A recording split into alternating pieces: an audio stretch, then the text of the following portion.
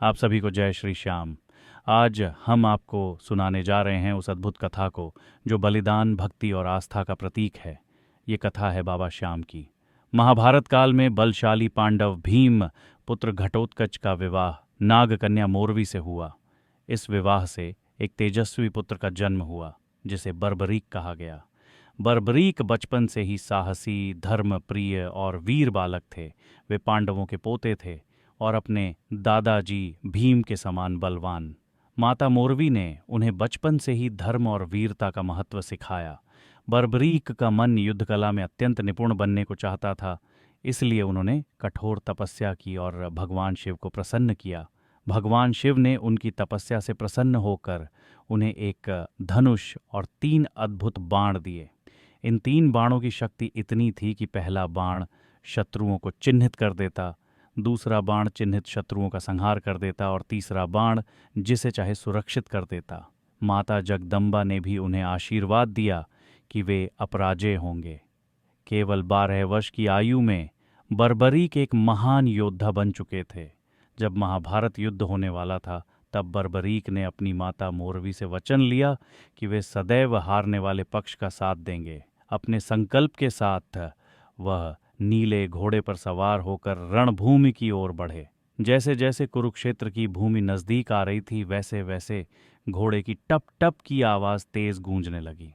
श्री कृष्ण जी को जब अपनी दूरदृष्टि से आभास हुआ कि एक वीर तेजस्वी नीले घोड़े पर असवार होकर रणभूमि की ओर तेजी से आ रहा है तो उन्हें आगे होने वाली अनहोनी का आभास हो रहा था।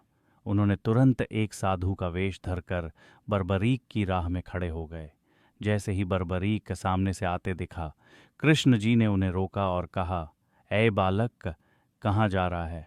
तुमको पता नहीं आगे भीषण युद्ध हो रहा है और वहां बच्चों का कोई काम नहीं। बर्बरीक ने घोड़े से उतरकर पहले अभिवादन किया और फिर कहा, मुझे उसी युद्ध में भाग लेने जाना है। तब कृष्ण जी ने कहा, युद्ध में भाग लेने? तुम किसकी तरफ से युद्ध लड़ने आए हो? वैसे भी वहां बच्चों का युद्ध नहीं चल रहा। तुम शीघ्रता से वापस लौट जाओ, तुम्हारी माता तुम्हारा इंतजार कर रही होगी। बर्बरीक ने विनम्रतापूर्वक कहा, मैं अपनी माता की आज्ञा ही लेकर आया हूं और मैं युद्ध उसी की तरफ लड़ूंगा जो उस युद्ध में हार रहा है। श्री कृष्ण जी को आने वाले पलों में होने वाली क्षति का आभास हो चुका था और वह समझ चुके थे कि यदि यह बालक युद्ध में उतर गया तो युद्ध का संतुलन बिगड़ जाएगा और युद्ध कभी समाप्त नहीं होगा और सबसे पहले पांडवों का सर्वनाश हो जाएगा। उस क्षति का ध्यान रखते हुए हंसते हुए कहा, हारते हुए की तरफ युद्ध लड़ोगे?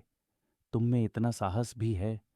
तब बर्बरीक कहता है, मुनिवर, मेरे पास ये 3 बाण हैं और इन तीनों बाणों से मैं पूरा युद्ध जीत सकता हूँ और दुश्मनों का सर्वनाश कर सकता हूँ। तब कृष्ण जी ने कहा, मैं कैसे मान लूं कि इन 3 बाणों में इतनी शक्ति है?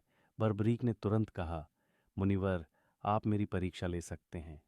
बर्बरीक ने परीक्षा देने के लिए जैसे ही धनुष पर बाण चढ़ाया तभी कृष्ण जी का एक पत्ता अपने पैर के नीचे दबा। बर्बरीक ने पहले बाण से सभी पत्ते चिन्हित कर दिए। दूसरा बाण जैसे ही सब पत्तों को भेदते हुए कृष्ण जी के पैर की तरफ गति से आने लगा तो उन्होंने अपना पैर हटा लिया। कृष्ण जी समझ चुके थे कि यह बालक बहुत शक्तिशाली और पराक्रमी है। उन्होंने तुरंत कहा, हे बालक, हमें तुम्हारी शक्ति और पराक्रम देख खुशी हुई, पर मुझे तुमसे एक दान चाहिए। बर्बरीक ने कहा, कहिए मुनिवर। तब कृष्ण जी कहते हैं, मुझे तुम्हारे शीश का दान चाहिए। तब बर्बरीक ने तुरंत कहा, मुनिवर, आपने मुझसे शीश का दान मांगा है, मैं आपको अवश्य दूंगा, पर मुझे युद्ध देखना है। तब कृष्ण जी कहते हैं, तुम उस युद्ध को देखोगे ही नहीं बल्कि उस युद्ध का निर्णय भी करोगे कि कौन विजयी हुआ और किसने सबसे ज्यादा अपनी शक्ति का कौशल दिखाया। बर्बरीक ने कहा, मुनिवर, आप अपनी असली स्वरूप में आइए, मैं भी जानना चाहता हूं कि इस साधु के भेष में कौन है। तब कृष्ण जी अपने असली रूप में आते हैं। बर्बरीक कृष्ण जी को सामने देखते ही उनके चरण स्पर्श करता है।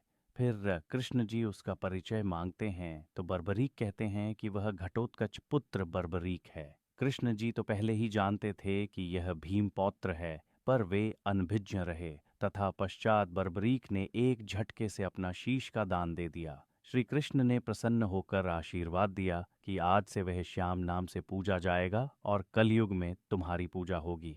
जो भी भक्त सच्चे मन से उन्हें पुकारेगा, उसकी झोली कभी खाली नहीं लौटेगी। तुमको हारे का सहारा कहकर उच्चारित किया जाएगा, तुम मेरे ही रूप का अंश रहोगे।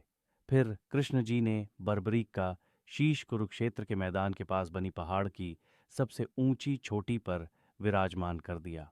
उसके बाद महाभारत युद्ध का साक्षी केवल बर्बरीक का शीश बना और पूरा युद्ध उसका शीश देखता रहा। युद्ध जब समाप्त हुआ तो पांडव आपस में अपने अपने कौशल का गुणगान करने लगे, एक दूसरे से युद्ध में खुद के दम जीतने का कहने लगे। तब कृष्ण जी कहते हैं, इसका फैसला ऊंची छोटी पर रखा एक शीश करेगा, वही बताएगा कि किसने युद्ध में कितना दम लगाया। सभी पांडव कृष्ण जी के साथ उस पहाड़ की चोटी पर जाते हैं। पांडव पहाड़ पर पहुंचते ही उस शीश से पूछने लगे, बताओ किसने इस युद्ध में ज्यादा शक्ति दिखाई। तब बर्बरीक का शीश बोला, मुझे इस पूरे युद्ध में दो ही लोगों की शक्ति दिखी, एक प्रभु श्री कृष्ण जी की जिनका चक्र लगातार चलता रहा, और एक माँ द्रौपदी जो लगातार दुश्मनों का रक्त बहा रही थी। भीम ने जब यह सुना तो उसे क्रोध आ गया और उसने उस शीश को उठाकर जोर से फेंक दिया और वह शीश लुढ़ते लुढ़कते नदी के साथ खाटू में पहुंच गया। उस समय जब पांडवों को सच का पता चला कि यह शीश कोई और नहीं, भीम का पौत्र यानी आप सभी का पौत्र बर्बरीक है, तो उन्हें बहुत आत्मग्लानि हुई। समय बीतता गया और कलयुग आया। राजस्थान के खाटू गांव में एक अद्भुत घटना घटी। वहां एक गवाले की गाय रोज एक विशेष स्थान पर जाकर अपने आप दूध बहा देती थी। गवाले ने जब यह सब अपनी आंखों से देखा तो उसने गांव वालों को बताया। सबने इस रहस्य को समझने के लिए खुदाई करवाई। खुदाई के दौरान धरती से एक दिव्य शीश प्रकट हुआ। यह वही श्याम बाबा का शीश था। खाटू के राजा खटवांग और रूप सिंह चौहान की पत्नी को स्वप्न में आदेश मिला कि इस शीश को पवित्र स्थान पर स्थापित किया जाए। तब चौहान परिवार के साथ मिलकर राजा खटवांग ने वहां भव्य मंदिर का निर्माण कराया और श्याम बाबा का शीश प्रतिष्ठित किया गया। तभी से यह स्थान खाटू श्याम कहलाने लगा और श्याम बाबा को विश्व भर में पूजनीय माना जाने लगा। जहां बाबा श्याम का शीश मिला, उस स्थान को श्याम कुंड कहा जाने लगा, जो खाटू धाम में स्थित है। बाबा श्याम को 3 बाणधारी नीले घोड़े पर सवार, हारे का सहारा श्याम और खाटू नरेश के नाम से पुकारा जाने लगा। बाबा श्याम का शीश राजस्थान के सीकर जिले के खाटू में और उनका धड़ हरियाणा के पानीपत जिले के चुलकाना धाम में स्थापित किया गया। दोनों ही स्थानों पर बाबा श्याम का भव्य मंदिर बना। चुलकाना धाम में आज भी वह पेड़ है जिसके सभी पत्तों को बाबा श्याम ने भेद दिया था। आज भी उस पेड़ के सभी पत्तों में छिद्र आपको देखने को मिलेंगे। बाबा श्याम जी की महिमा आज भी अपार है। कहते हैं जो भी श्रद्धालु सच्चे मन से बाबा श्याम को पुकारता है, उसकी झोली कभी खाली नहीं लौटती।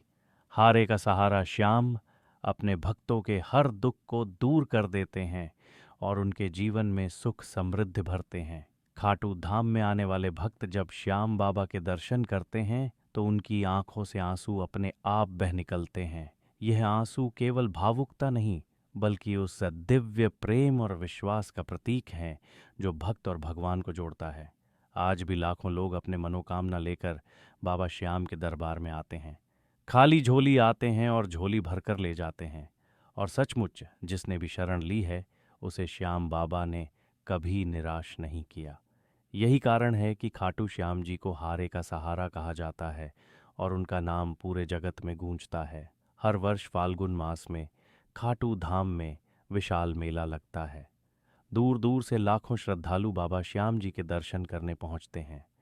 भक्तजन निशान यात्रा लेकर आते हैं, भजन कीर्तन करते हैं और बाबा का गुणगान करते हैं। मेले में अद्भुत उत्साह और आस्था का दृश्य देखने को मिलता है। बाबा के दरबार में कोई अमीर गरीब का भेद नहीं होता और बाबा श्याम जन्मोत्सव कार्तिक मास की शुक्ल पक्ष की एकादशी अर्थात देवउठनी एकादशी को मनाया जाता है। आज खाटू धाम केवल एक तीर्थ नहीं बल्कि आस्था, भक्ति और प्रेम का संगम है। यही कारण है कि दुनिया भर से लोग यहाँ आते हैं और कहते हैं, हारे का सहारा बाबा श्याम हमारा। अगर आपको इस कथा में कहीं कोई त्रुटि लगी हो तो कृपया अवश्य बताइए ताकि हम उसे सुधार सकें। और हाँ, कमेंट में जय श्री श्याम लिखना बिल्कुल न भूलें। अपने परिवार, रिश्तेदारों और मित्रों के साथ भी यह पावन कथा जरूर साझा करें। आगे और भी दिव्य कहानियाँ सुनने के लिए हमारे चैनल को सब्सक्राइब करें। अगर यह कहानी अच्छी लगी हो तो लाइक करें और चैनल का बेल आइकन दबाना न भूलें ताकि अगली कथा सबसे पहले आप तक पहुंचे। जय श्री श्याम।